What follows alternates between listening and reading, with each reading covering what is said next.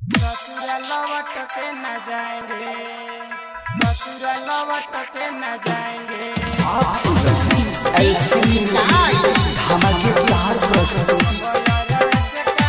मिस्टी चंदौली हाट, मिस्टी चंदौली हाट, music by Nishad राज। सुनो सखी हमारा बलमुआ के लीला, हमारा जवानिया के फीलिंग ना बुझेला। सुनो सखी हमारा सोहिया के लीला, हमारा जवानिया के फीलिंग ना बुझेला। नई हरवे में हम रह जाएंगे, अब यरवे से काम चलावाएंगे, बाकी ससुराल लौट के न जाएंगे। अब यरवे से काम चलावाएंगे, बाकी ससुराल लौट के न जाएंगे। ससुराल लौट के न जाएंगे, ससुराल लौट के न जाएंगे। डीजे निशाद, मिस्टी चंदौली हाट, मिस्टी चंदौली हाट,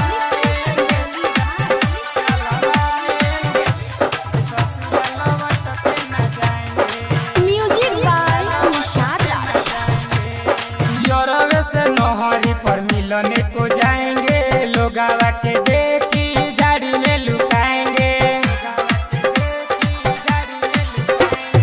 यरवे से नहरी पर मिलने को जाएंगे, लोगावा के देखी झाड़ी में लुकाएंगे।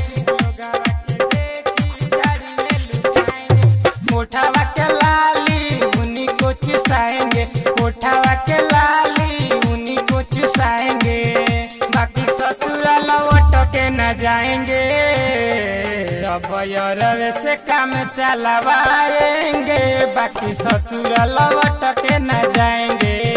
अब यरवे से काम चलावाएंगे, बाकी ससुराल लौट के न जाएंगे। डीजे निशाद, मिस्टी चंदौली हाट, मिस्टी चंदौली हाट, मिस्टी चंदौली हाट, म्यूजिक बाय निशाद राज। यरवे के फोन के घर में बुलाएंगे, ओकरे के रात में लगे सुताएंगे।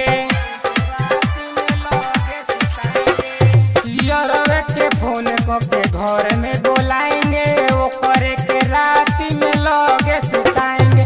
राइटर पप्पू के लग जाई धोखा, संदीप यरवे के मिल जाई मौका।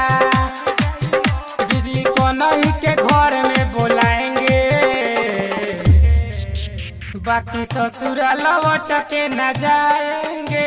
अब यरवे से काम चलावाएंगे, बाकी ससुराल लौट के न जाएंगे। अब यरवे से काम चलावाएंगे। Bhagwati recording studio, Narkatiaganj.